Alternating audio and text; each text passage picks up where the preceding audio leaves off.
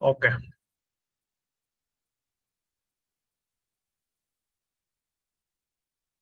তাহলে আমরা গতদিন এসিড পর্যন্ত পড়ছিলাম, যে হচ্ছে এইগুলি দেখছিলাম। কোন একটা দ্রবণের পিএইচ যদি 7 হয় তাহলে সেটাকে বলি হচ্ছে আমরা নিরপেক্ষ দ্রবণ, যদি 7-এর চেয়ে কম হয় সেটা হচ্ছে অ্যাসিড, আর যদি 7-এর চেয়ে বেশি হয় তাহলে সেটা হচ্ছে ক্ষারীয় দ্রবণ। এখান থেকে কেমন কি হবে এগুলো আমরা ডিটেলস পড়ছিলাম, বাকিটা তোমরা বাসায় তো পড়ছো আশা করি। যে আমাদের হচ্ছে রক্তের পিএইচ কত, রক্তের পিএইচ হচ্ছে 7.4, রক্তের পিএইচ হচ্ছে 7.4। জিহ্বার লালার পিএইচ হচ্ছে 6.6, জিহ্বার লালার পিএইচ হচ্ছে 6.6। আর পাকস্থলীতে খাদ্য হজম করতে আমাদের পাকস্থলীর ভিতরে পিএইচ হচ্ছে 2, পাকস্থলীর ভিতরে পিএইচ হচ্ছে মাত্র 2। মাটির পিএইচ হচ্ছে 4 থেকে 8, মাটির পিএইচ 4 থেকে 8, 4-এর চেয়ে যদি খুব বেশি কমে যায় তাহলেও সমস্যা, আবার 9-এর চেয়ে যদি বেশি হয়ে যায় বা 8-এর চেয়ে বেশি হয়ে যায় তাহলেও সমস্যা, বিশেষ করে 9.5-এর চেয়ে বেশি হলে সমস্যা। মাটির পিএইচ যদি 4-এর চেয়ে কম অর্থাৎ 3-এর থেকে কম হয়ে যায় তাহলে মাটি অনেক বেশি অ্যাসিড হয়ে যায়, তখন মাটির ভিতর যে ক্যালসিয়াম এবং ম্যাগনেসিয়াম থাকে এটা আর মাটিতে থাকে না, মাটি থেকে চলে যায়, তখন মাটির উর্বরতা কমে যায়। আর মাটির এই উর্বরতা বাড়ানোর জন্য ক্যালসিয়াম এবং ম্যাগনেসিয়াম যুক্ত সার ব্যবহার করা হয়। এগুলি কত ক্লাস আলোচনা করছে, জন্য একটু ফাস্ট বলতেছি। আর যদি মাটির পিএইচটা 9.5-এর চেয়ে বেশি হয়ে যায়, মাটির পিএইচ যদি 9.5-এর চেয়ে বেশি হয়ে যায় তাহলেও মাটির উর্বরতা নষ্ট হয়ে যায়। এই ক্ষেত্রে যে অ্যালুমিনিয়াম থাকে মাটিতে, মাটিতে যে অ্যালুমিনিয়াম আয়নটা থাকে সেই অ্যালুমিনিয়াম আয়নটা মাটি থেকে গাছের গোড়ার কাছাকাছি চলে যায়, গাছের মূলে চলে যায়। গাছের মূলে যদি অ্যালুমিনিয়াম আয়নটা যায় তখন গাছের ক্ষতি হয়। আর এইটা দূর করার জন্য, যেন হচ্ছে গাছের গোড়ায় না চলে যেতে পারে, অ্যালুমিনিয়াম ঘাটতি দূর করার জন্য বা যে পিএইচটা বেড়ে গেছে অনেক বেশি একটু কমানোর জন্য এই মাটির জন্য নাইট্রেট এবং ফসফেট জাতীয় সার ব্যবহার করা হয়। আমরা পড়ছি অ্যামোনিয়াম নাইট্রেট, অ্যামোনিয়াম ফসফেট, এই দুটো সারের আমরা নাম পড়ে আসছি। অতিরিক্ত অ্যাসিড বা ক্ষারের পিএইচ খুব কমে গেলে বা বেড়ে গেলে মাটিতে থাকা অনেক উপকারী অণুজীব মারা যায়। এটা একটু সবাই ভালো করে পড়বা, মুখস্থ করবে, এগুলো বুঝাই দিছি আগে। তারপর হচ্ছে আমাদের প্রসাধনী সামগ্রী যেগুলো ব্যবহার করি, হচ্ছে বিভিন্ন ধরনের কসমেটিক্স মেয়েরা যেটা ব্যবহার করে, এগুলোর পিএইচ কেমন থাকে, সাধারণত এগুলো লেখা থাকে পিএইচ 5.5 এর মতো। আমাদের মুখের পিএইচ কত, মুখ আমাদের চেহারা, গাল, এই গালের বা এইসব মুখের ত্বকের চেহারা হচ্ছে ত্বক, সাধারণত এগুলো এটার পিএইচ এর মান হচ্ছে 4 থেকে 6। আর শিশুদের ক্ষেত্রে এটা বেশি, শিশুদের পিএইচ থাকে 7-এর কাছাকাছি। ওকে, বিভিন্ন শিল্পে পিএইচডি এগুলো পড়বা, ভালো করে পড়বা এটা। এখন আসলে আমরা আলোচনা শুরু করি ক্ষার দিয়ে। ক্ষার জিনিসটা কি বা ক্ষারক বলতে আমরা কি বুঝি? সাধারণত যাদের পিএইচ এর মান 7-এর চেয়ে বেশি থাকবে, পিএইচ এর মানটা যদি 7-এর চেয়ে বেশি থাকে এদেরকে বলা হচ্ছে আমার ক্ষার বা ক্ষারক। এখন এই ক্ষারকগুলি কি করে, একটা নির্দেশকের সাথে বিক্রিয়ার মাধ্যমে রং পরিবর্তন করতে পারে। এটা অ্যাসিডেও করতে পারে, ক্ষারকেও করতে পারে। আমরা পড়ছিলাম অ্যাসিডের মধ্যে যদি নীল লিটমাস দেয়া হয়, অ্যাসিডের মধ্যে যদি নীল লিটমাস দেয়া হয়, সেই নীল লিটমাসটাকে অ্যাসিড লাল করে ফেলে। অ্যাসিডের মধ্যে নীল লিটমাস দিলে সেই নীল লিটমাসটাকে কি করে ফেলে, লাল করে ফেলে। আর ক্ষার হচ্ছে এটার উল্টা। তুমি একটু ক্ষার নিছো, তুমি একটু ক্ষার নিছো, এই ক্ষারের মধ্যে তুমি যদি হচ্ছে লাল লিটমাস পেপার দাও, ক্ষারের মধ্যে যদি হচ্ছে লাল লিটমাস পেপার দাও, এই লালটাকে সে নীল বানায় ফেলবে, ক্ষার লাল লিটমাসটাকে নীল বানায় ফেলে। এছাড়াও আরো 2-3টা হচ্ছে এর সাথে কাজ করে, এগুলি কালকে আমরা আলোচনা করছিলাম। ক্ষার লাল লিটমাসটাকে নীল বানায় ফেলে। মিথাইল অরেঞ্জ, মিথাইল অরেঞ্জটা এমনি দেখতে কেমন, নাম হচ্ছে অরেঞ্জ, অরেঞ্জ মানে তো কমলা, তাহলে মিথাইল অরেঞ্জের বর্ণ হচ্ছে তার নিজের রং হচ্ছে কমলা, মিথাইল অরেঞ্জের নিজের রং হচ্ছে কমলা। কিন্তু এই মিথাইল অরেঞ্জটাকে যদি তুমি ক্ষারের মধ্যে দিয়ে দাও তখন এই কমলা রংটা পরিবর্তন হয়ে হলুদ হয়ে যাবে। মিথাইল অরেঞ্জকে যদি তুমি ক্ষারের মধ্যে ডুবাই দাও, মিথাইল অরেঞ্জকে ক্ষারের মধ্যে দিলে এই কমলা রংটা কি হয়ে যাবে, হলুদ হয়ে যাবে। এরপর হচ্ছে মিথাইল ব্লেড, মিথাইল ব্লেডের রং হচ্ছে লাল, মিথাইল ব্লেডের রংটা হচ্ছে লাল। আর এই মিথাইল ব্লেডটাকে যদি তুমি হচ্ছে ক্ষারের মধ্যে ডুবাই দাও সেও হলুদ হয়ে যাবে। এরপর আরেকটা হচ্ছে ফেনল অফ থেলিন, ফেনল অফ থেলিন, এটা নিজের কোনো রং নাই, ফেনল অফ থেলিনের নিজের কোনো রং নাই, বর্ণহীন। পানি যেমন বর্ণহীন, পানির রং কিন্তু সাদা না, পানি হচ্ছে বর্ণহীন, এরকম ফেনল অফ থেলিন হচ্ছে বর্ণহীন। কিন্তু এটাকে যদি ক্ষারের মধ্যে ডুবাই দাও ফেনল অফ থেলিনটাকে, তখন এটা হয়ে যাবে গোলাপি। ফেনল অফ থেলিনটাকে ক্ষারের মধ্যে ডুবাইলে ফেনল অফ থেলিনটা হয়ে যাবে গোলাপি। ওকে, এখন এখানে কয়েকটা বিক্রিয়া দিছে। পানিতে দ্রবণীয় ক্ষারক অর্থাৎ ক্ষার সমূহ পানিতে হাইড্রোক্সাইড আয়ন তৈরি করে। 1 মার্কের কোশ্চেন আসতে পারে, ক্ষার কাকে বলে? ক্ষার কাকে বলে? লেখো, খাতায় লিখো, ক্ষার কাকে বলে?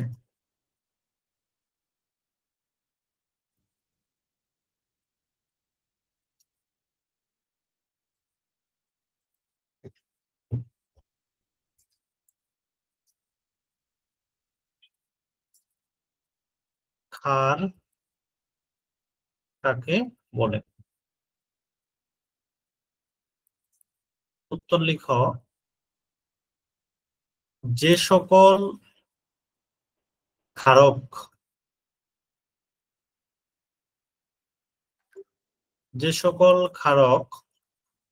পানিতে দ্রবণীয় হয়ে,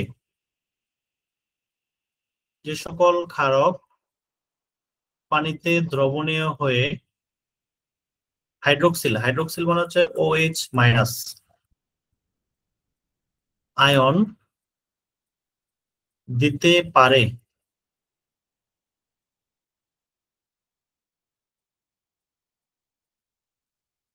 তাদেরকে ক্ষার বলে। ক্ষারক হচ্ছে ক্ষার জাতীয় পদার্থ, কিন্তু ক্ষারটা একটু ব্যতিক্রম। ক্ষার হচ্ছে যারা পানির মধ্যে দ্রবণীয় হবে, মানে পানির মধ্যে একদম মিশে যাবে, মিশে গিয়ে পানির মধ্যে একটা হাইড্রোক্সিল আয়ন দিতে পারবে, মানে তার শরীর থেকে একটা হাইড্রোক্সিল আয়ন বের করে ফেলতে পারবে, তাদেরকে বলা হচ্ছে ক্ষার। যেমন ধরো sodium hydroxide, NaOH, sodium hydroxide. এই সোডিয়াম হাইড্রোক্সাইডটাকে যদি তুমি পানির মধ্যে ছেড়ে দাও, এখান থেকে একটা সোডিয়াম প্লাস বের হবে, Na প্লাস, মানে সোডিয়াম হাইড্রোক্সাইড আলাদা হয়ে যাবে, সাথে সাথে একটা OH মাইনাস বের হবে, OH মাইনাস। অর্থাৎ সহজভাবে বলি, যদি এই সোডিয়াম হাইড্রোক্সাইডটাকে পানির মধ্যে ছেড়ে দিলে এই বেচারা ভেঙে যাবে, ভেঙে পানির সাথে মিশে যাবে। ভেঙে কি হবে? একটা হয়ে যাবে সোডিয়াম, আরেকটা হয়ে যাবে OH। এখন তোমাদের মনে প্রশ্ন জাগতে পারে, স্যার কোনটা প্লাস হবে কোনটা মাইনাস হবে? কোনটা প্লাস হবে কোনটা মাইনাস হবে? যাদের নামের শেষে আম উচ্চারণ হয়, আম আম, sodium, potassium, magnesium, aluminium, ammonium, এরকম শেষে যাদের আম থাকবে, আম, এদের হবে প্লাস, এরা ধাতু। যাদের শেষে আম থাকে এরা হয় ধাতু, আর যাদের শেষে আম থাকে না এরা হচ্ছে অধাতু। তাহলে এই যে Na, তাহলে এটা হয়ে যাবে প্লাস, আর বাকি যেটা থাকবে ওটা হয়ে যাবে মাইনাস। তাহলে সোডিয়াম হাইড্রোক্সাইড, এটার নাম কি? Sodium hydroxide. NaOH এর নাম হচ্ছে সোডিয়াম হাইড্রোক্সাইড। এই সোডিয়াম হাইড্রোক্সাইডটাকে যদি আমি পানিতে ছেড়ে দেই, তাহলে সেখান থেকে একটা সোডিয়াম আয়ন বের হবে আর একটা হাইড্রোক্সিল আয়ন বের হবে। যেহেতু এটা থেকে একটা হাইড্রোক্সিল আয়ন OH মাইনাস বের হইতে পারতেছে, কাজেই এটার নাম হবে একটা ক্ষার, সোডিয়াম হাইড্রোক্সাইড একটা ক্ষার। অনুরূপভাবে পটাশিয়াম হাইড্রোক্সাইড, KOH, কে এর নাম হচ্ছে পটাশিয়াম, তাহলে কে টা আলাদা হয়ে যাবে, OH আলাদা হয়ে যাবে। কে এর শেষে যেটা আম আছে, কে হবে প্লাস আর OH টা হবে মাইনাস। পরে হচ্ছে অ্যামোনিয়াম হাইড্রোক্সাইড, NH4OH, তাহলে এই NH4, এই সবটুকুর নাম হচ্ছে অ্যামোনিয়াম, NH4 এর নাম হচ্ছে অ্যামোনিয়াম। তাহলে এটা ভাঙা NH4 হয়ে আলাদা হবে আর OH টা আলাদা হয়ে যাবে। তাহলে NH4 অ্যামোনিয়াম, যেহেতু এখানে আম আছে এটা হবে প্লাস, আর OH এর যেহেতু আম নাই এটা হবে মাইনাস। তাহলে এখানে দেখানো হলো একটা ক্ষার পানিতে ভাঙা কিভাবে হাইড্রোক্সিল আয়ন উৎপন্ন করে, এটা অবজেক্টিভের জন্য একটু পড়ে রাখবো।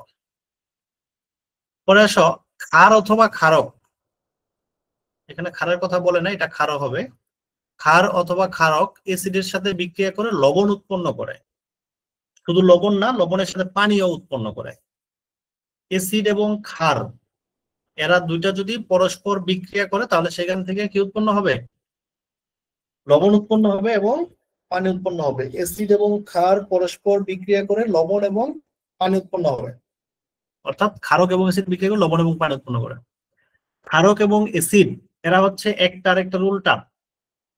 যেমন চিনি আর লবণ পরস্পরের উল্টা, চিনি মিষ্টি, লবণটা হচ্ছে তিতা। তাহলে এক জায়গায় যদি তিতার পরিমাণ বেশি হয়ে যায় ওই জায়গায় একটু চিনি দিয়ে দিলে তিতাটা ব্যালেন্স হয়ে যায়। আবার যদি চিনির পরিমাণ বেশি হয়ে গেছে তাহলে ওই জায়গায় একটু তিতা জাতীয় জিনিস দিয়ে দিতে হবে, তাহলে তিতাটা একটু, চিনিটা একটু কমে আসবে। এরকম কোথাও যদি অ্যাসিড বেশি হয়ে যায় ওই অ্যাসিডটাকে কমানোর জন্য এখানে একটু ক্ষার দিয়ে দিতে হয়। আর কোথাও যদি ক্ষার বেশি হয়ে যায় তাহলে সেই ক্ষারটাকে কমানোর জন্য একটু অ্যাসিড দিয়ে দিতে হয়। অর্থাৎ এই অ্যাসিড এবং ক্ষার এরা হচ্ছে পরস্পরের বিপরীত জাতীয় পদার্থ। আর এই জন্যই এরা কি করতে পারে, একটা আরেকটাকে নিষ্ক্রিয় করে ফেলতে পারে। অ্যাসিড এবং ক্ষার একটা আরেকটাকে নিষ্ক্রিয় করে ফেলতে পারে। ক্ষারক ও অ্যাসিড পরস্পর বিপরীতধর্মী। দেখো, ক্ষারক ও অ্যাসিড পরস্পর বিপরীতধর্মী পদার্থ এবং বিক্রিয়া করে একে অপরকে নিষ্ক্রিয় করে নিরপেক্ষ পদার্থ লবণ এবং পানি তৈরি করে। পরে তোমরা আরো বিস্তারিত ভাবে এই বিক্রিয়া শিখবে, এটা আমরা সামনে দেখবো অ্যাসিড এবং ক্ষারক কিভাবে পরস্পর বিক্রিয়া করে লবণ এবং পানি উৎপন্ন করে। এখানে কি পরীক্ষা দিছে, ক্ষারকের রাসায়নিক ধর্ম সম্পর্কে জানার একটা পরীক্ষা দিছে। কি কি লাগবে দেখো, এগুলো আসবে, আসার সম্ভাবনা কম পরীক্ষায়। প্রয়োজনীয় উপকরণে একটু ক্ষারক লাগবে। ক্ষারক তুমি কোথায় পাবা, বাসা বাড়িতে যে চুন খায় না, দাদি নারীরা যে চুন খায়, চুন, এই চুন হচ্ছে একটা ক্ষারক, ক্যালসিয়াম হাইড্রোক্সাইড। এটা সবচেয়ে সহজে পাওয়া যাবে তোমাদের আশেপাশে। এই চুন হচ্ছে একটা ক্ষারক। এটার সাথে একটু অ্যাসিড নেবে। অ্যাসিড কোথায় পাবা, লেবুর রস নিতে পারো অ্যাসিড হিসাবে, লেবুর রস হচ্ছে একটা অ্যাসিড। অথবা দোকানে ভিনেগার পাওয়া যায়, দোকানে হচ্ছে ভিনেগার পাওয়া যায়। হ্যাঁ, দোকানে ওই যে আচারে যেটা দেয় আর কি, এই ভিনেগারটা হচ্ছে একটা অ্যাসিড। আর একটা নির্দেশক লাগবে, নির্দেশক হিসেবে লাল লিটমাস কাগজ নেওয়া হয়েছে অথবা ফেনোলফথেলিন নেওয়া হয়েছে।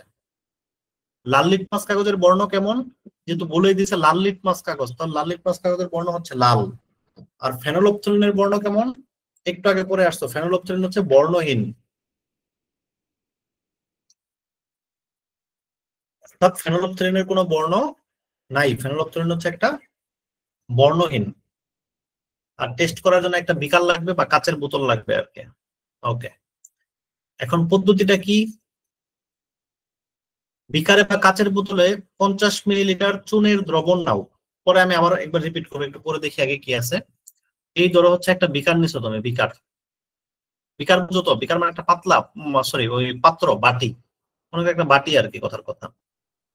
এই বিকার নিছো, কাচ অথবা কাচের বোতল নিলা একটা, নিয়ে 50 মিলিলিটার চুনের দ্রবণ, ওই যে মনে করো বাসা বাড়িতে যে চুন বানায়, চুনের মধ্যে একটু পানি দেয়, পানি দিয়ে কি করে, পরে কিন্তু চুন গলে যায় আর কি, গলে পরে এটা খাওয়ার উপযোগী হয়। তুমি এখানে আরেকটু বেশি পানি দাও, বেশি পানি দিয়ে ভালো করে নাড়াও।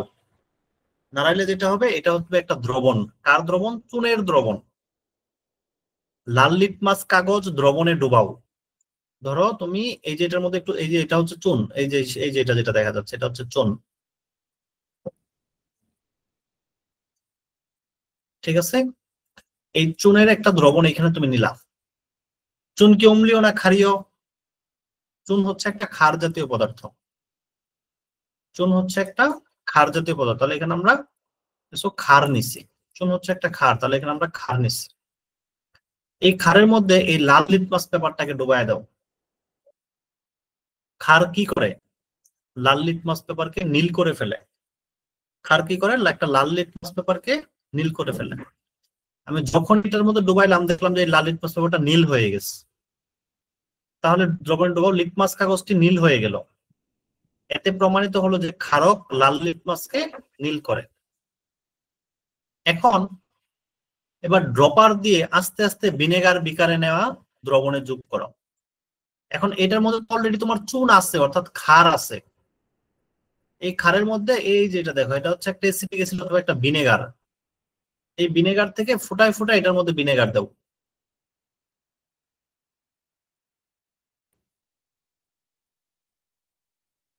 দেখো, এইখানে তো প্রথমে চুনের পানি নিছিলাম, চুনের পানি নেওয়ার পর এই যে আমার লিটমাস পেপারটা আছে, লিটমাস পেপারটা আমি এর মধ্যে দিছিলাম, দিয়ে দেখছিলাম লাল লিটমাস পেপারটা নীল হয়ে গেছে। তার মানে আমি কি বুঝলাম, এটার ভিতরে যে ক্ষার ছিল সেই ক্ষার লাল লিটমাসটাকে নীল করে ফেলছে। অর্থাৎ ক্ষার লাল লিটমাসকে নীল করে। তাহলে এখন এটার ভিতরে কি আছে, আমি জানি এটার ভিতরে আছে হচ্ছে শুধুমাত্র এখন পর্যন্ত ক্ষার আছে, অর্থাৎ এই চুনের পানিটা আছে। আর চুনের পানি মানেই হচ্ছে ক্ষার। এখন এই বোতলের মুখটা খুলে দিছি, খুলে এখান থেকে ফুটায় ফুটায় একটা ড্রপ দিয়ে এটার মধ্যে দেওয়া শুরু করছি।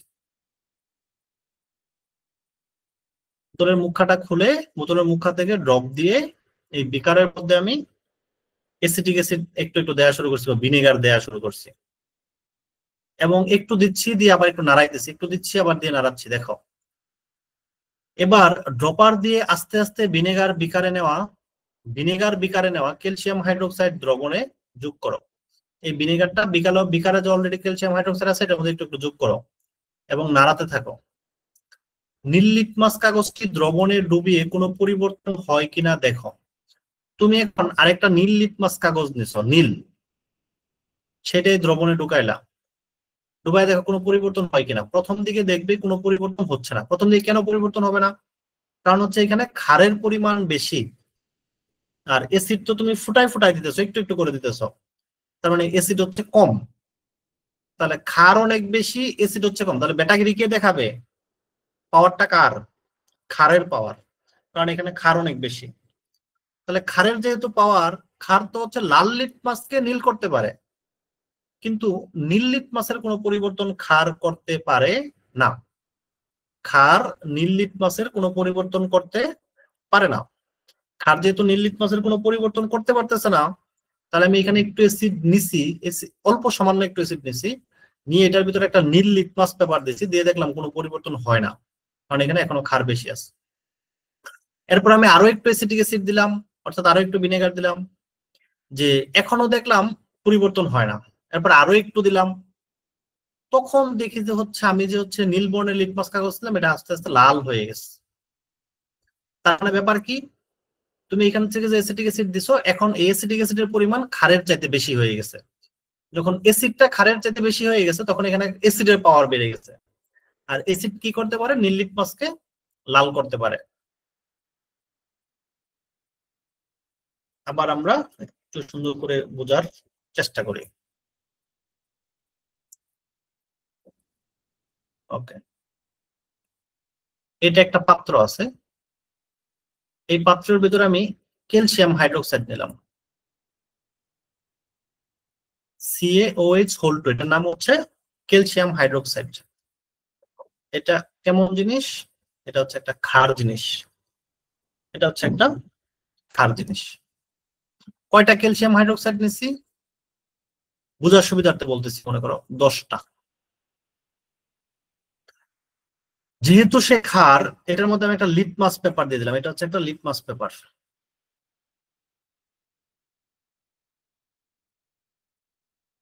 লাল লিটমাস পেপার। ক্ষার কি করে? ক্ষার যেহেতু আছে, এই লাল লিটমাস পেপারটা দেওয়ার সাথে সাথে এটা নীল হয়ে গেছে। তার লাল লিটমাস পেপার কি হয়ে যাবে? ক্ষারের স্বাদ মানে সোয়া পেয়ে লাল লিটমাস পেপারটা নীল হয়ে যাবে। যখন ক্ষারের মধ্যে লাল লিটমাস পেপারটাকে ডুবাইছি, সাথে সাথে নীল হয়ে গেছে। ওকে, এখন একটু পরে করলাম কি, একটু ভিনেগার নিলাম। ভিনেগার কাকে বলে? অ্যাসিটিক অ্যাসিড CH3COOH, এটার নামে হচ্ছে ভিনেগার। CH3COOH, এটার নামে হচ্ছে ভিনেগার।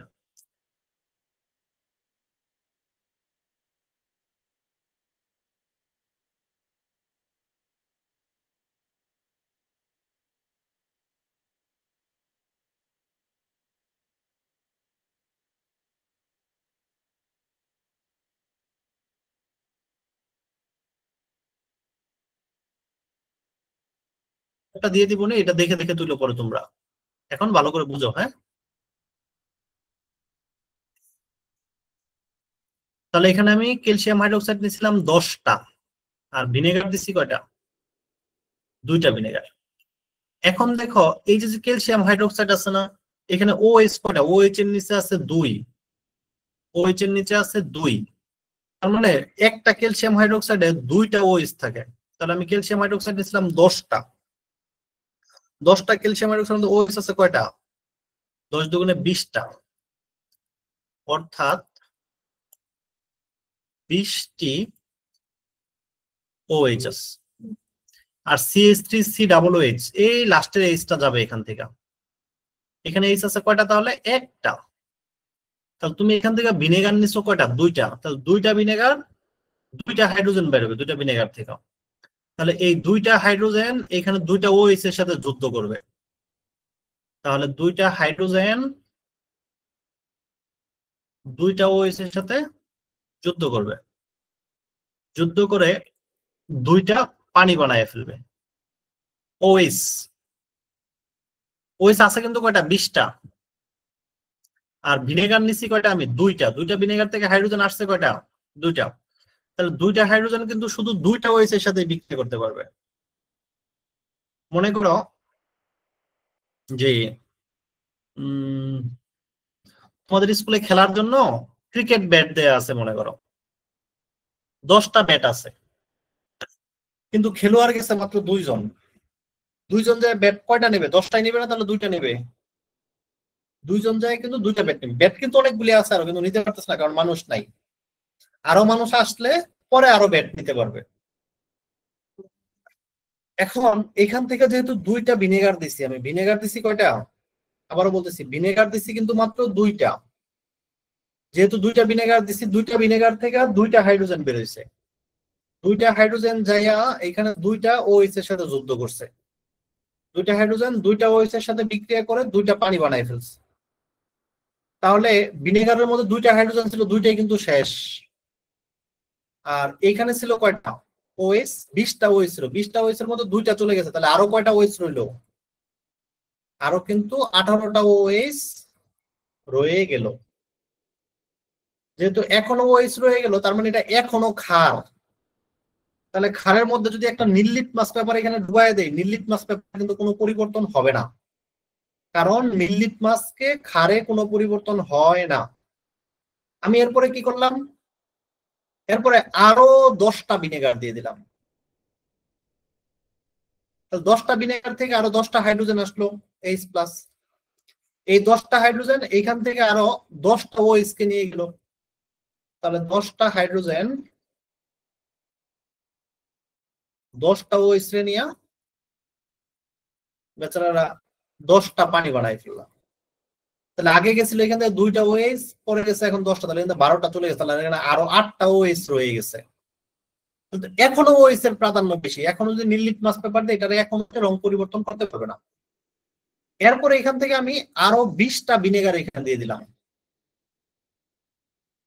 আরো 20টা দিলাম। তাহলে 20টা ভিনেগার থেকে আরো 20টা H+ আসবে। এখন এই 20টা H+ এসে কি সবাই এখানে যুদ্ধ করতে পারবে? পারবে না, কারণ এখান থেকে 12টা OH চলে গেছে। OH আছে কয়টা? 8টা। 12টা তো চলেই গেছে, তাহলে আছে মাত্র 8টা। তাহলে এখান থেকে 20টা H+ আসলেও 20টার সাথে যুদ্ধ করতে পারবে না, সে যুদ্ধ করতে পারবে 8টার সাথে। তাহলে এখানে 8টা H+, 8টা OH এর সাথে যুদ্ধ করে 8টা পানি তৈরি করবে। তাহলে আসছে তো 20টা, যুদ্ধ করতে পারছে 8টা, তাহলে এখানে রয়ে গেছে কয়টা? আরো 12টা। 12টা কি রয়ে গেছে? H+। তাহলে এই যে জিনিস ছিল, এই জায়গায় এখন 12টা H+ রয়ে গেছে। H+ রয়ে গেছে মানে অ্যাসিড। এখন এখানে অ্যাসিডের পাওয়ার বেড়ে গেছে। এখন নীল লিটমাস পেপার দিলে নীল লিটমাস পেপারটা লাল হয়ে যাবে, কারণ এখানে অ্যাসিডের পাওয়ার বেড়ে গেছে। তাহলে প্রথমে আমি যখন ভিনেগার দিতেছিলাম, সেই ভিনেগারটা ক্ষারের সাথে বিক্রিয়া করতেছিল, অর্থাৎ অ্যাসিডটা ক্ষারের সাথে বিক্রিয়া করে একটু একটু করে ওটাকে নিষ্ক্রিয় করে ফেলতেছিল। প্রথমে 2টারে নিষ্ক্রিয় করছে, পরে 10টারে নিষ্ক্রিয় করছে, লাস্ট পরে 8টারে নিষ্ক্রিয় করছে। সবগুলি নিষ্ক্রিয় করার পরে আর এখানে কোনো ক্ষার নাই। পাওয়ার কার? পাওয়ার হচ্ছে অ্যাসিডের। এটাই বলছে দেখো। এবার ড্রপার দিয়ে আস্তে আস্তে ভিনেগার বিকারে নেওয়া ক্যালসিয়াম হাইড্রোক্সাইড দ্রবণে যোগ করো। ভিনেগারটা বিকারে ক্যালসিয়াম হাইড্রোক্সাইড দ্রবণে দাও এবং নাড়াতে থাকো। নীল লিটমাস কাগজটি দ্রবণে ডুবিয়ে কোনো পরিবর্তন হয় কিনা দেখো। প্রথম দিকে দেখবে কোনো পরিবর্তন হচ্ছে না। ক্রমাগত ভিনেগার যোগ করতে থাকো আর লিটমাস কাগজের রং পরিবর্তন হয় কিনা খেয়াল করো। এক পর্যায়ে গিয়ে দেখবে নীল লিটমাস কাগজের রং পরিবর্তন হয়ে লাল হয়ে গেল। এক সময় দেখা যাবে নীলটা লাল হয়ে গেছে। কেন হলো? কারণ অ্যাসিড যোগ করাতে তা আস্তে আস্তে ক্যালসিয়াম হাইড্রোক্সাইডের সাথে বিক্রিয়া করছে। এভাবে যখন সমস্ত ক্যালসিয়াম হাইড্রোক্সাইড বিক্রিয়া করে ফেলছে, সবটুক ক্যালসিয়াম হাইড্রোক্সাইড বিক্রিয়া করা শেষ, সবটুক চুন বিক্রিয়া করা শেষ, তখন অ্যাসিড যোগ করার ফলে দ্রবণ অ্যাসিড থেকে, অর্থাৎ দ্রবণটি অ্যাসিডিক হয়ে গেছে। আর যেহেতু অ্যাসিডিক হয়েছে, এই জন্য সে নীল লিটমাসকে লাল করে ফেলছে। বুঝছো নাকি বুঝো নাই? একটু পেঁচাই না কথাবার্তা আর কি, তারপরে দেখো তোমরা বুঝছো কিনা।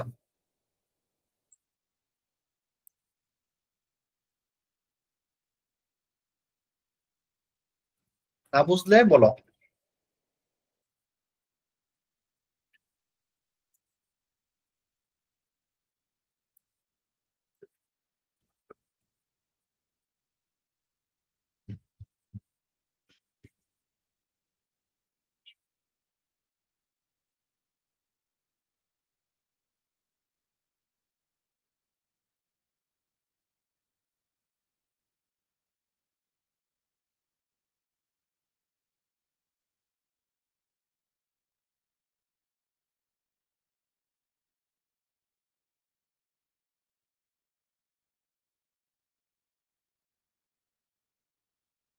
আচ্ছা, কেউ কেউ বুঝছো, কেউ কেউ বুঝো নাই। আচ্ছা, যারা বুঝো নাই টোটাল জিনিসটা আরেকবার রিডিং করবা তোমরা বাসায় আগে ভালো করে। এবং আমি যে ভিডিওটা এতক্ষণ করলাম, ভিডিওটা দিয়ে দিবে, ভিডিওটাও তোমরা একটু দেখো, তোমরা তো দেখো না বাসায় এগুলো। তোমরা পরীক্ষায় তোমাদের একটা ম্যাথ ক্লাস নিলাম এতটুকুই করে, তোমাদের বোঝায় টোঝায় বারবার বললাম কারো সমস্যা আছে কিনা। ম্যাথে তোমরা কেউ 4 পাইছো, কেউ 5 পাইছো, এই নাম্বার গুলি কি আসলে মাইনা নেওয়া যায়? তোমরা না বুঝলে আবার বলতো, আমাকে সমস্যা নাই। আচ্ছা, তোমরা ম্যাথ যে প্রশ্ন দিয়ে পরীক্ষা দিছো, এই প্রশ্ন দিয়ে আরেকটা পরীক্ষা নিব। যেই প্রশ্ন দিয়ে পরীক্ষা দিছো এই প্রশ্ন দিয়ে পরীক্ষা নেব, সবার না। যারা একটু ভালো নাম্বার পাইছো তাদের নিব না, যারা 30-এর নিচে যারা পাইছো 50-এর মধ্যে, তারা সবাই আবার পরীক্ষা দিবা। প্রশ্ন আগে আউট করে দিলাম, হুবহু এই প্রশ্ন, যে প্রশ্ন দিয়ে পরীক্ষা দিছো এই প্রশ্ন দিয়েই। উত্তর লাগলে উত্তর আমার কাছ থেকে নিয়ে নিবা, উত্তরও দিয়ে দিব তোমাদেরকে। আগামী শুক্রবারে নিব এই পরীক্ষা, এই শুক্রবারে। না, শুক্রবার না, রবিবারে নিব, রবিবার। ঠিক আছে।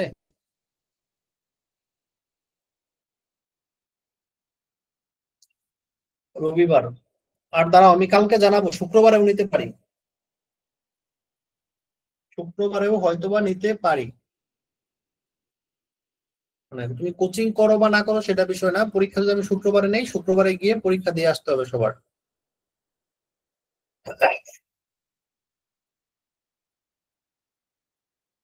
ঠিক আছে, সময় বাড়ায় দেবো, যাও 2 ঘন্টা সময় দেবো, 2 ঘন্টা।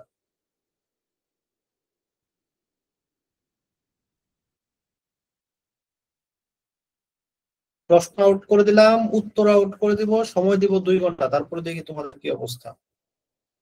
আর যদি তোমাদের মনে হয় তোমাদের বুঝাইয়া দেওয়া লাগবে পরীক্ষা নেওয়ার আগে একবার, তাহলে যাদের যাদের লাগবে তাদের এক্সট্রা এক্সট্রা ক্লাস দিব, আমি দিয়ে বুঝাইয়াও দিব, সমস্যা নাই।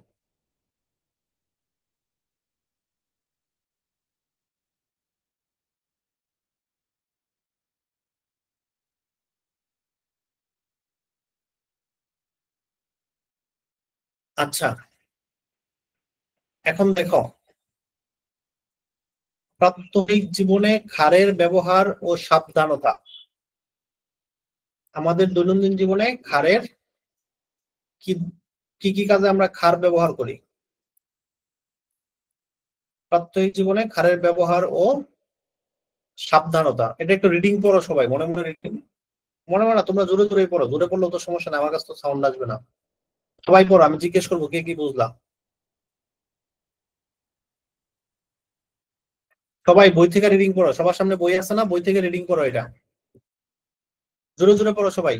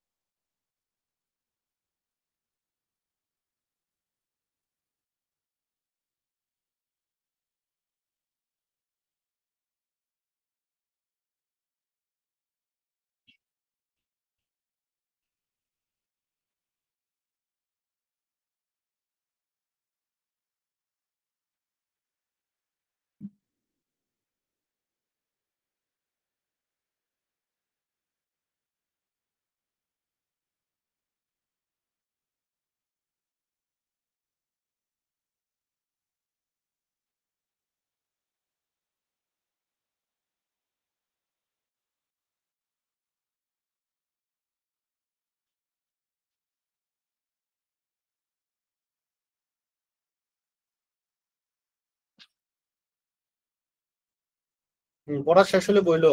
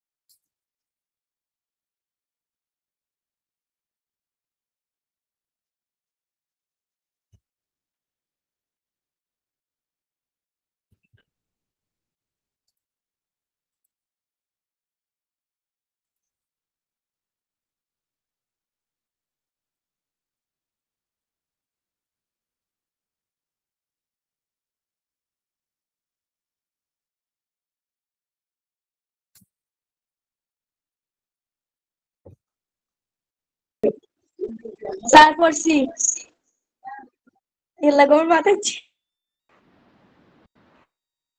পড়ছো? জি স্যার পড়েছি স্যার পড়ছি। আচ্ছা কি বুঝছো? সাগর বলো, সাগর কে? সাগর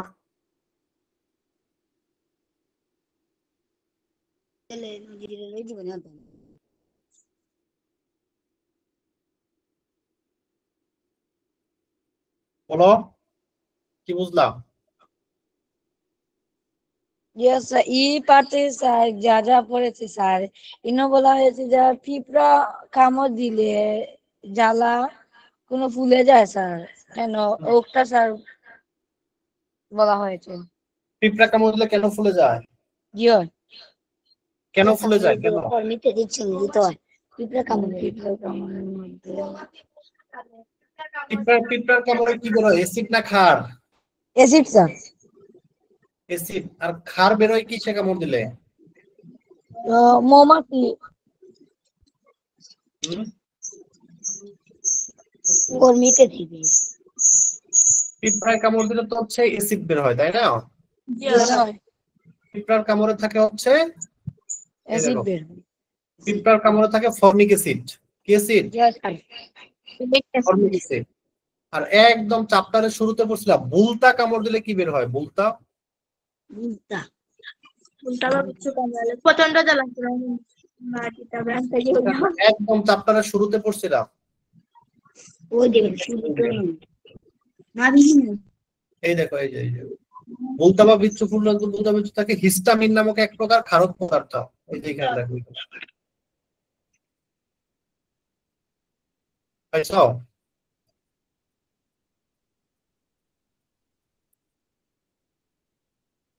দেখা যায় এই যে এখানে পড়ছিলাম হিস্টামিন নামক এক ধরনের ক্ষারক পদার্থ বুলতা বা বিচ্ছুর ফুলে থাকে হিস্টামিন নামক ক্ষারক পদার্থ।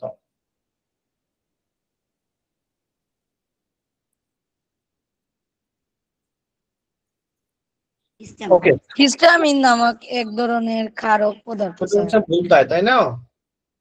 আর এখানে আমরা পড়লাম হচ্ছে পিঁপড়া। পিঁপড়ার কামড়ে থাকে এক ধরনের ফর্মিক অ্যাসিড যা আমাদের জ্বালা পোড়া সৃষ্টি করে।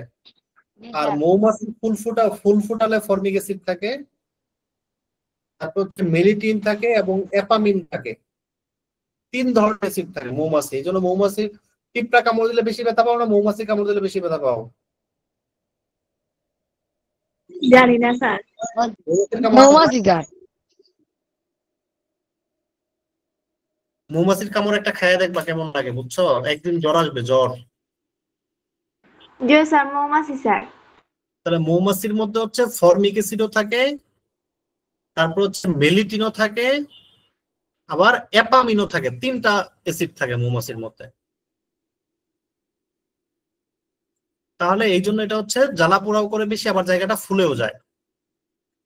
এখন যদি পিঁপড়া কামড় দেয় বা মৌমাছি যদি হুল ফুটায় দেয় তাহলে আমাদের করণীয় কি, আমরা কি করব? তোমরা যারা গ্রামে আছো তারা এটা ভালো জানার কথা। কোনো পোকামাকড় যদি কামড় দিয়ে ফেলে তখন দেখবা সবাই বলে যে তাড়াতাড়ি একটু চুন দেওয়ার জন্য। মৌমাছি, ভিমরুল এগুলো যদি আমাদেরকে কামড় দেয় তাহলে তখন কি বলবে? দ্রুত একটু চুন দেওয়ার জন্য ওই জায়গাটাতে। কারণ এখানে যে চালাপোড়াটা হচ্ছে কিসের জন্য হচ্ছে? অ্যাসিডের জন্য হচ্ছে। আর অ্যাসিডটাকে দূর করতে পারে কে? অ্যাসিডটাকে দূর করতে পারে হচ্ছে ক্ষার। চুন হচ্ছে একটা ক্ষার, এই জন্য ওই জায়গায় দ্রুত একটু চুন দেওয়া লাগে। অথবা ডাক্তারের কাছে গেলে তারা আরো ভালো লোশন দেয়, ওই লোশন গুলি আসলে সবই হচ্ছে ক্ষার। এই জিঙ্ক কার্বনের একটা ক্ষার, অথবা বেকিং সোডাও দেওয়া যায়। এগুলি একটু মুখস্থ করবো যে আমাদের যদি পিঁপড়ায় কামড় দেয় অথবা মৌমাছি হুল ফুটায় তাহলে এটা হয় মূলত কিসের জন্য? অ্যাসিডের জন্য। এদের মধ্যে অ্যাসিড থাকে। তাহলে অ্যাসিডটাকে দূর করার জন্য আমাদের ক্ষার লাগবে। ক্ষার হিসেবে আমরা কি দেই?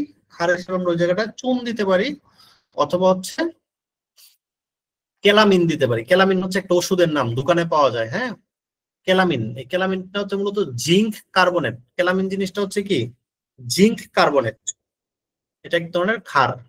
ওকে, এরপরে আসা হচ্ছে আমরা জানি মাটির মধ্যে যদি অ্যাসিড বেড়ে যায়, মাটিতে অ্যাসিড থাকবে কত থেকে কত পর্যন্ত? 4 থেকে 8। মাটিতে অ্যাসিড থাকবে সাধারণত হচ্ছে 4 থেকে 8 পর্যন্ত। যদি 3-এর নিচে নেমে যায় তাহলে সেটা মাটির জন্য ক্ষতিকর। আবার যদি 9.5 এর উপরেও হয়ে যায় সেটাও মাটির জন্য ক্ষতিকর। তোমরা এই চ্যাপ্টারে মাঝামাঝি পড়ছো এটা। তাহলে এখন মাটির যদি অ্যাসিড দূর করতে হয়, মাটিতে যদি অ্যাসিড অনেক বেড়ে যায় অর্থাৎ পিএইচ যদি 3-এর নিচে চলে আসে, মাটিতে পিএইচ যদি 3-এর নিচে চলে আসে তার মানে বুঝতে হবে মাটিতে অ্যাসিডের পরিমাণ অনেক বেড়ে গেছে। যেহেতু মাটিতে অ্যাসিডের পরিমাণ বেড়ে গেছে মাটির মধ্যে একটু ক্ষার দিতে হবে। বলছে মাটির অ্যাসিডিটি দূর করতে ক্ষার ব্যবহার করতে হয়। মাটিতে অ্যাসিডিটি বাড়লে মাটির উর্বরতা নষ্ট হয়, তখন ক্ষারক ব্যবহার করে অ্যাসিডটিকে প্রশমিত করা যায় এবং উর্বরতা ফিরিয়ে আনা যায়।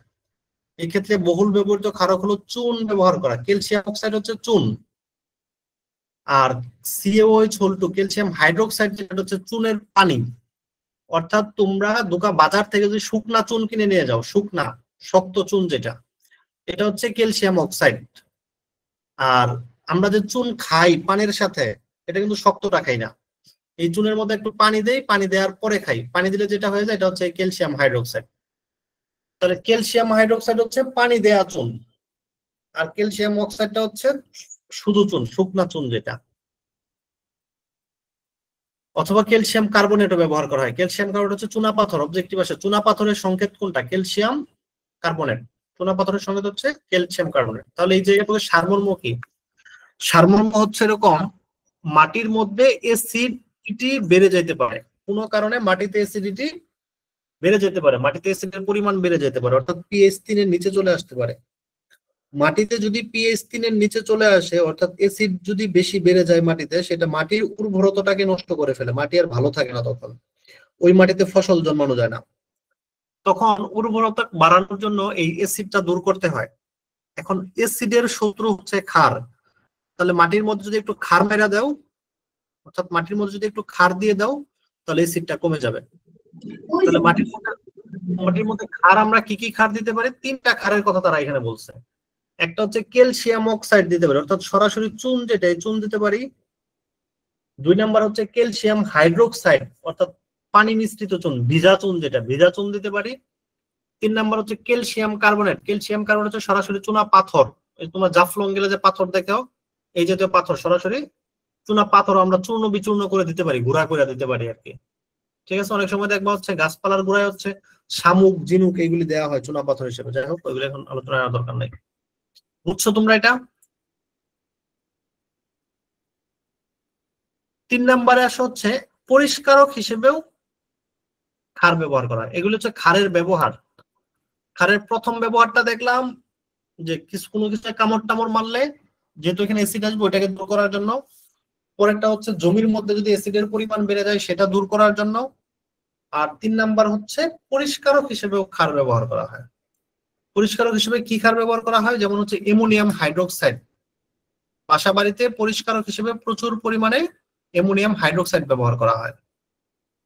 এছাড়া হচ্ছে আমরা যে টুথপেস্ট ব্যবহার করি অথবা টুথ পাউডার যেটা ব্যবহার করি, এটাও একটা প্রয়োজন হচ্ছে, এটাও হচ্ছে ক্ষারীয়। আমাদের জিহ্বার পিএইচ কত বলছিলাম? জিহ্বার মুখের যে লালা থাকে, লালার পিএইচ কত?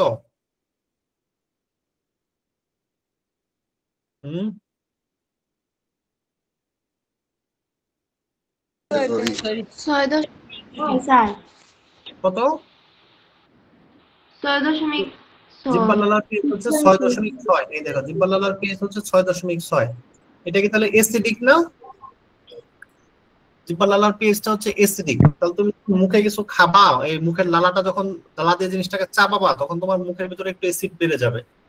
এই অ্যাসিড কি করে? আবার দাঁতে নষ্ট করে ফেলে। তাহলে এই অ্যাসিডটা দূর করার জন্য তোমার একটু ক্ষার লাগবে। এই জন্য আমরা কি করি? টুথপেস্ট দিয়ে দাঁত ব্রাশ করি। এই জন্য বলা হয় রাতে খাবারের পরে আবার দাঁতটা ব্রাশ করে ফেলা। ব্রাশ করলে এই ক্ষারটা যায় কি করে? মুখের ভিতর লালার যে অ্যাসিডটা ছিল এই অ্যাসিডটাকে নষ্ট করে দেয়, নষ্ট করে মুখটাকে ফ্রেশ রাখে, ভালো রাখে আর কি, দাঁতটাকে নষ্ট করতে দেয় না। দেখো কি বলছে, খাওয়ার পরে সাধারণত আমাদের মুখে অ্যাসিডীয় অবস্থা তৈরি হয়। আর টুথপেস্ট বা পাউডার দিয়ে ব্রাশ করলে একদিকে যেমন দাঁত পরিষ্কার হয়, অন্যদিকে তেমন পেস্ট বা পাউডারে ক্ষার সৃষ্ট অ্যাসিডকে নিষ্ক্রিয় করে, ফলে দাঁতের ক্ষয়রোধ হয়। এটা গেল ক্ষারের আরেকটা ব্যবহার, যে আমরা ব্রাশ করার ক্ষেত্রে ক্ষার ব্যবহার করি। দাঁত ব্রাশ করার ক্ষেত্রে আমরা যে টুথপেস্ট ব্যবহার করি এটাও ক্ষার দিয়ে বানানো আর কি।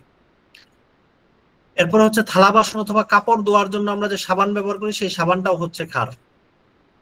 থালা বাসন বা কাপড় পরিষ্কারের জন্য যে কাপড় ব্যবহার করি সেটা হচ্ছে কি ক্ষার। গ্যাস্ট্রিকের যে ওষুধ খাই সেটাও হচ্ছে ক্ষার। এগুলো একটু রিডিং করবা হালকা। এরপর সব ক্ষার ও ক্ষারকের ব্যবহারে সাবধানতা কি কি অবলম্বন করতে হবে। আমাদের এসিড ব্যবহারে সাবধানতা অবলম্বন করা দরকার ছিল। এসিড হাতে পায়ে পড়লে একদম পুড়ে যেতে পারে, তীব্র এসিড যারা। এরকম হচ্ছে ক্ষারও যদি প্রচুর কোথাও পড়ে এবং তীব্র ক্ষার যদি পড়ে সেখানেও পুড়ে যেতে পারে। যেমন এখানে তারা একটা উদাহরণ দিচ্ছে, আমরা যখন কাপড় চোপড় ধুই দেখবো হচ্ছে তিব্বত বল সাবান দিয়ে কাপড় চোপড় বেশি কেউ যদি ধয় বা সার্ফ এক্সেল দিয়ে কাপড় চোপড় ধুলে দেখবো অনেকের হাত থেকে সাদা সাদা চামড়া ওঠে। কেন? এটা হচ্ছে ওই ক্ষারের জন্য। অর্থাৎ এই ক্ষারও মানুষের শরীরে বিভিন্ন ধরনের ক্ষতি করতে পারে। কাজেই ক্ষার ব্যবহার করার ক্ষেত্রে আমাদের সতর্ক থাকা উচিত। মোজা বা প্লাস্টিকের কিছু হাতে দিয়ে নিয়ে বা অ্যাপ্রন পরা উচিত যদি আমরা ক্ষার নিয়ে কাজ করি আর কি সেই ক্ষেত্রে। ওকে, এই পর্যন্ত সবাই বাসায় খুব ভালো করে পড়বা। কালকে কিছু সৃজনশীল প্রশ্ন পড়বো এই চ্যাপ্টারের। দেখি প্রশমন এবং এর প্রয়োজনীয়তা লবণ। আচ্ছা, আর না হয় কালকে চ্যাপ্টারটা শেষ, কালকে তোমাদের ক্লাস নেবো না, কালকে আমি 7-8 এর একটু ক্লাস নেবো।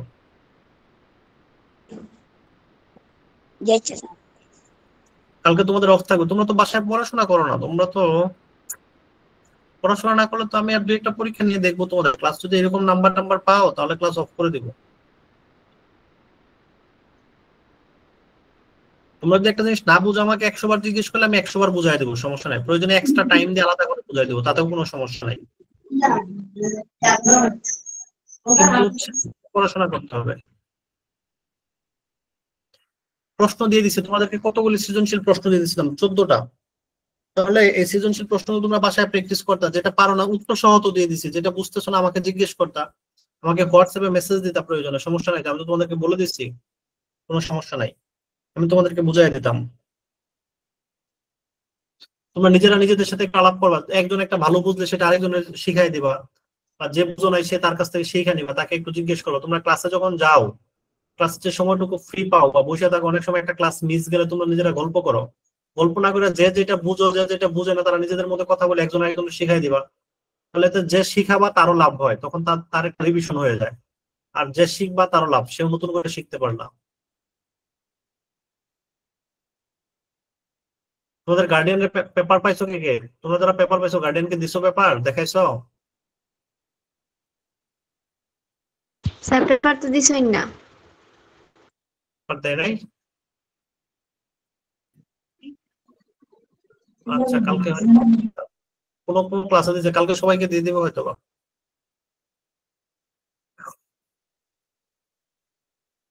ঠিক আছে, তাহলে তোমরা পড়ো ভালো করে, বাসায় পড়াশোনা করো মনোযোগ দিয়ে। এখন তো তোমাদের সময় নেই, 9-10-এ উঠে গেছো তোমরা। এখন যদি না পড়ো তাহলে আর উপায় নেই, লাইফ শেষ। এখন ভালো করে পড়াশোনা না করলে লাইফ শেষ। আজকে থাকো এ পর্যন্তই, তোমাদের নেক্সট ক্লাস নিব পরশুদিন। পরশুদিন এই পর্যন্ত যা পড়ানো হয়েছে সব ভালো করে পড়ে রাখবো। পরশুদিন কিছু সৃজনশীল প্রশ্ন আমি দিয়ে দিব।